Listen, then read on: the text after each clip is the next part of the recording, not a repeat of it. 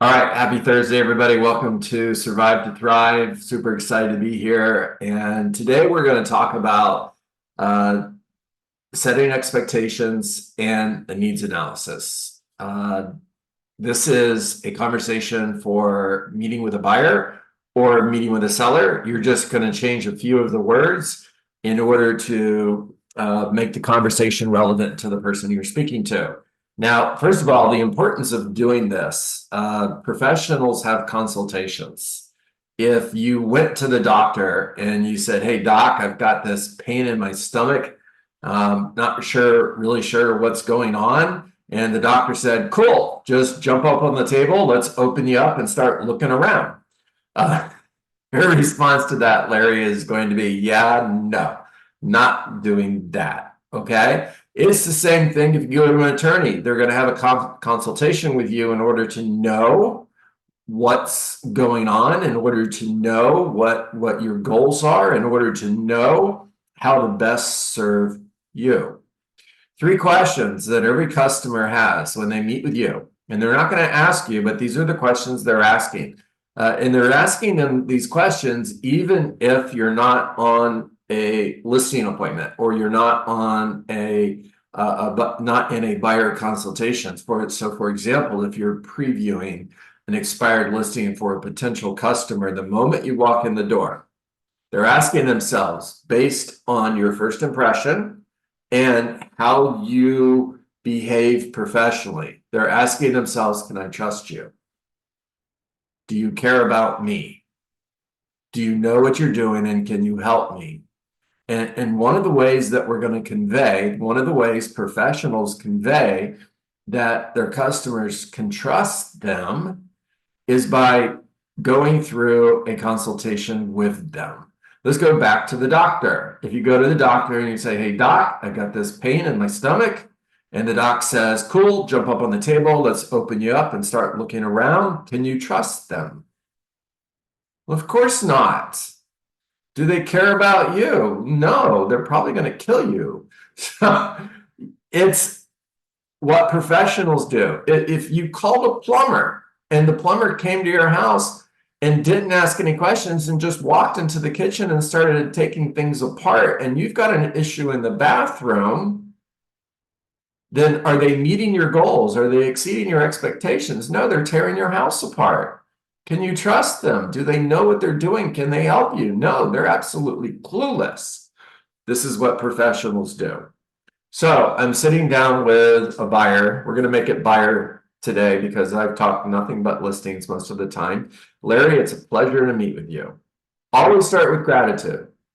Please write that down. Always start with gratitude.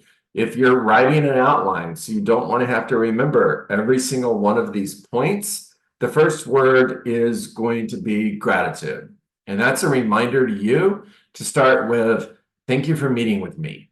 It is always an honor and a pleasure to meet with a potential buyer and discuss the possibility of representing them in the purchase of their new home." Now, the next word that you're going to write down is expectations. I'd like to start by sharing my mission statement with you. My mission is to meet your goals and exceed your expectations. The next thing you're going to do is you're going to go through a needs analysis. Now, because of that mission statement, whenever I meet with a potential buyer, one of three things typically happens. One of those things will happen today. Either they understand and appreciate the benefits that I have to offer and they hire me. All right, so let's back up just a few seconds here, okay? Price only matters in the absence of value. Please write that down. So either they understand and appreciate the value that I offer and they hire me. In other words, they see value in the service that I provide. And because they see value, price doesn't matter. They're making a decision based on value, based on who's going to charge the lowest fee. All right.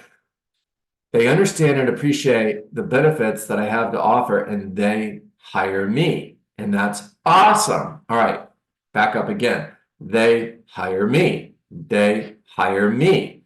Hire me is an embedded command. Study neuro-linguistic programming. NLP. Embedded commands work. And in order for it to work, it has to be a downswing. Okay. They hire me. It's not they hire me. All right. When you upswing, it's a question. When you downswing, it's a command. They hire me, which is awesome. Now, the second thing that occasionally happens is they don't hire me. And quite honestly, that's not so awesome. Now, let me back up again. Yes, it's a script. I don't want it to sound like a script. I don't want to be robotic. And I'm not, because I've internalized these conversations. But even the laugh, the smile that goes with the second thing that occasionally happens is they don't hire me, and that's not so awesome. I'm more likable when I speak this way than I am when I am monotone. In other words, the second thing that occasionally happens is they don't hire me, and quite honestly, that's not so awesome. Yeah, do you want to work with me? Of course you don't. All right. Now, the third thing that occasionally happens is I may choose to turn down the opportunity. Pause.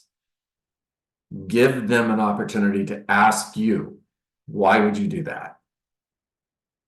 And how long should the pause be? 2, 3, maybe 4 seconds. Not so long that it's weird, but long enough for them to ask you, why would you turn down the opportunity? Now, if they don't ask the question, you keep going with, now, you may be wondering why I would choose to turn down the opportunity to work with a potential buyer. I think you'll really like the answer. You see, if I feel a buyer has a goal or an expectation that I cannot meet or exceed, I would rather turn the opportunity down today than let you down 6 months from now. Now, again, words matter, okay? I didn't say if I feel a buyer has a goal or an expectation that I can't meet, because that implies somebody else can. I said, if I feel a buyer or a seller has a goal or an expectation that cannot be met, I would rather turn the opportunity down today than let you down 6 months from now. Does that make sense? Now, they're going to say yes. Of course, it makes sense. And most of the time, you're going to hear, yeah, I actually like that. Now, this simply transitions into a needs analysis. So, Crystal, in order for me to know if I can meet your goals and exceed your expectations, I need to ask you a couple of questions on a scale of 1 to 10. 1 being not good and 10 being awesome. What needs to happen in the purchase of your home for the experience to be a 10? Now, Crystal, you can role play with me if you want, and you don't have to. Yeah. I'll play both parts. Okay. So let's say Crystal responds with, I'm looking for a good deal. What's the response to that one, guys? Tell me what a good deal looks like. What does that look like to you?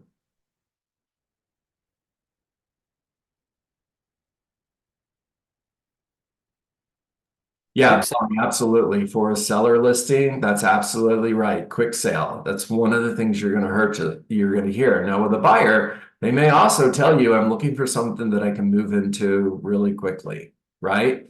So, and I'll go over that one in just a second. So, what does a great deal look like to you? Now, here's where you pay attention, because you're going to hear certain words that are going to activate scripts. They're just there, and you know it. As soon as I hear somebody say, I'm looking for a great deal, I'm immediately slowing down and checking to see what that looks like, because this potentially could be a goal or an expectation that cannot be met. All right. If they respond with, I'm not paying more than 85% of market value, that's a red flag. And my response to that is, why is that important to you? What would that do for you? I'm going to go deeper in order to know, am I at the real goal, or is the real goal deeper? Now, fast forward to the end of this consultation. If this buyer says just that, I'm an investor, this is how I buy, this is what I do. For me, now for you, it may be a different answer. But for me, that's a goal or an expectation that cannot be met or exceeded. Now, you can choose to work with them. I'm just telling you from my perspective, I'm not. My answer to that particular client would be, Crystal, we talked a few minutes ago about, occasionally I turned down the opportunity. And unfortunately, this time is like that. And honestly, the reason is I just feel that you have goals and expectations that cannot be met or exceeded. So unfortunately, I'm going to have to turn down the opportunity. That's it. Script. The reason we lead generate is so we can say no to the people we don't want to work with. Now, if you're desperate and this is the only client you have, are you going to be able to say, occasionally, I turn down the opportunity if I feel a buyer has a goal or expectation that it cannot be met or exceeded. And unfortunately, this is one of those times. If this is the only client you have, are you going to be able to say that? Probably not. The reason we lead generate is so we can say no to a buyer or seller who has unrealistic goals and expectations. Now, Belly, coming back to you, if somebody says quick sale, my response is, and Belly, again, you can take yourself off mute. We can role play this if you want. My response to that is, Belly, tell me what that looks like to you. I need to be out at the end of the month. Okay, so out by the end of the month. Got it. And why is that important? I'm moving to a new job. I'm relocating to another city and with a new job. Got it. Okay, so super important. Got it. Now, Belly, let's get off role play for a moment. Are you the seller or are you the buyer? I'm the seller. Okay, so guys, what is this telling you? Where is this information going to be super important? What part of the listing consultation does this become critically important? If you look at the 14-point listing presentation that I've taught you, Motivation. Motivation is absolutely right. And at what point in the listing consultation does the fact that Belly has to be out by the end of the month, where does this become really important? And I'll give you the answer so you're not, so we. The pricing strategy. Thank you, Nathan. Thank you. Mm-hmm. And Nathan nailed it, exact words too. It's a pricing strategy. It's not a market value conversation. That's what other realtors do. We have pricing strategy conversations. In other words, Belly, in order for you to be out by the end of the month, it's going to be super important that we strategically price your home to go under contract in the next 30 days. Would you agree? Yes. Okay. Now, if Belly gave me, I'm going to go back to the seller side of the table here. If I asked Belly, if we could accomplish another goal, let's say a goal that would make this a 10+ experience, not more important, not less important, just another goal. What would the next goal be? Well, let's say Belly responds with, I need to get my price, or I want my price. And I respond to Belly with, what's that look like to you? I would say something near what the market right now, near they're selling the houses for. Got it. And we're going to go through a pricing strategy here in just a second, Belly. And just out of curiosity, what's the price you have in mind? 500,000. Got it. Okay. And what does $500,000 do for you? One more question. What is getting $500,000 do for you?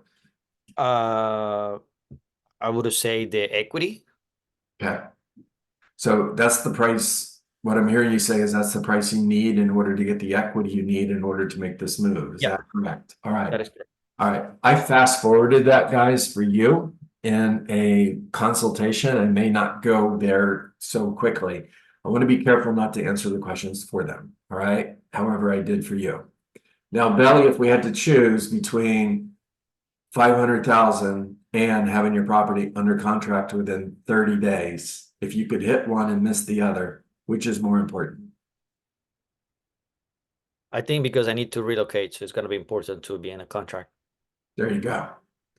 All right. Now, really important, everyone, because until this conversation, Belly's thinking like every other seller is thinking. I want the most amount of money for my home in the least amount of time.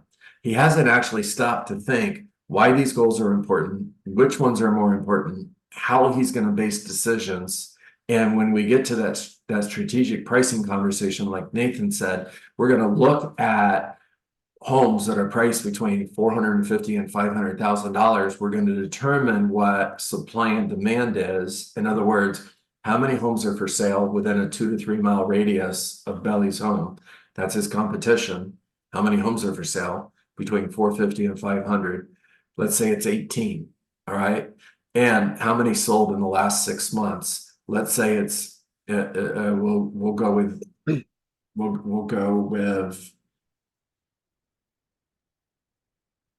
18 again. So 18 divided by 6 is 3. Did I do the math right? I think so. So that's 3 homes selling every 30 days. There's 18 homes to choose from. That's a 6-month supply of inventory. Now, where do we need to be in order to be one of the 3 homes that are going to sell in the next 30 days? We have 18 homes we're competing against. Where do we need to be in order to be one of the 3? I'll answer the question for you. Top 25% in condition, bottom 25% in price.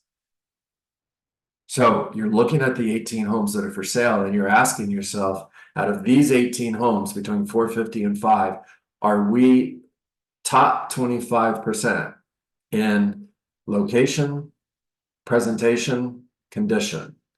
And where do we need to be in order to be bottom 25% in price? Because in order to get Belly's home under contract in the next 30 days, that's where we need to be. And you wouldn't know any of this if you didn't start with an expectations conversation followed up by a needs analysis. And then follow that up by prioritizing their needs. And remember, all of this is done because you're a professional who cares about the person you're meeting with.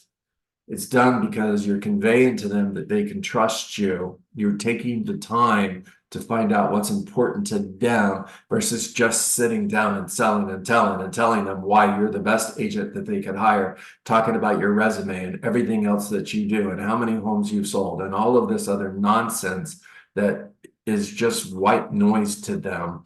What they want to hear is what's important to them. What they want to do is they want to talk. And the way that you're going to get them to talk is by asking questions. If you just show up and start selling and telling, you have this. Or, let's see, my computer, there we go. You have this. If you're sitting across the table for somebody and they're doing this, what does that tell you? They're not interested right now. Oh, they're totally shut off, man. Totally shut off. Right? You want to get them to get out of this, ask them a question and let them talk. All of a sudden, they're going to lean in. Their hands come off, they unfold their arms, and now they're open. Get them talking in order to get them involved, in order to be able to make a new decision based on new information versus selling and telling how great you are and why they should hire you. Talk to me, Belly. If I may, I mean, this is something obviously, I don't know if everyone does it when it comes to the listing presentation. I think it's a great idea to bring a CMA based on that property because they have in mind a number. They probably seen it online and things like that.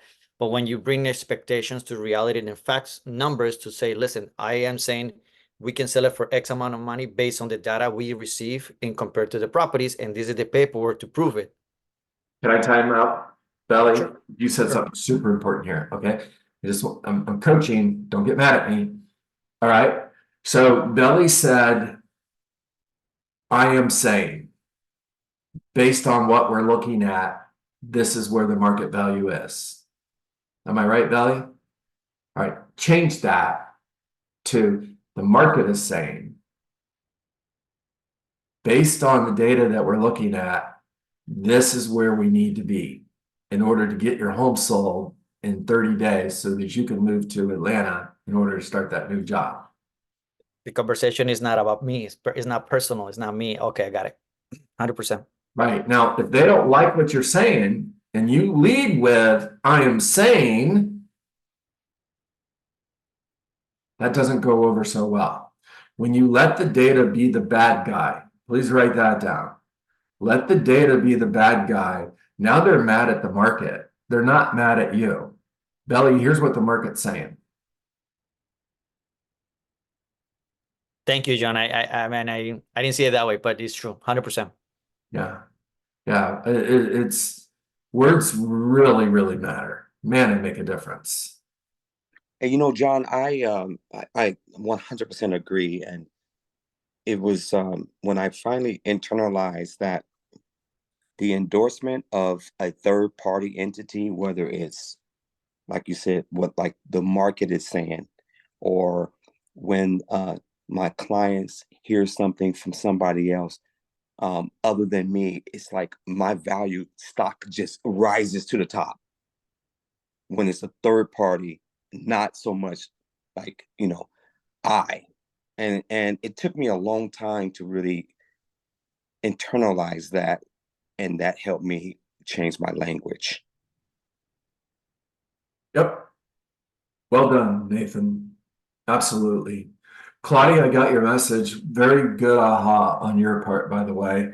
So Claudia mentioned something about pleasing people, right? And again, you're a professional. It's not your job to make them happy. If I go to a doctor, I don't care if the doctor makes me happy. I just want the doctor to fix what's wrong. If I call a plumber, I don't want the plumber to make me happy. I just want the plumber to fix what's wrong. If I hire a real estate agent, I don't need the real estate agent to make me happy. I need them to meet my goals and exceed my expectations. Now, because you're a professional and you care enough about them to take the time to learn what their expectations are, to learn what their goals are, you're also a professional who chooses not to work with people who have unrealistic goals. Now, I'll put it a different way just to be more direct. The reason we lead generate is so we can say no to the jerks. Right, Crystal? Right, Crystal? Yeah. Have you ever had somebody that you worked with that you just couldn't stand them? And you're like, oh, gosh, I've got to go out and show homes to Beth and Bob. These people are just, it makes my skin crawl. Man, I don't want to do this. And why are you? Why are you? Because well, sometimes you think, oh, you want to be the one that helps them. But you're also just trying to work, trying to make it happen. Okay, now, thank you, Crystal, for jumping in there. Now, Crystal, let me ask you another question. If you had 10 other buyers that are going to buy in the next 30 days, Right. Then you wouldn't. are you still working with Bob and Beth? Bye-bye now. Write that one down. Bye-bye now. Nathan, Brian DeFeeney's out there in California with you. He's not far from you, especially, with your family in San Diego. That's where he lives. Yes. And you know who Brian DeFeeney is, right? I do. Yes. Okay. So they've got like 20 kids. It's an exaggeration, guys, but they have a lot of kids. And the kids learned bye-bye now from mom and dad. And bye-bye now is something that all of us need to learn when meeting with someone or working with someone who's a jerk. Bye-bye now. All right, guys, I hope you got great value today. That's a wrap.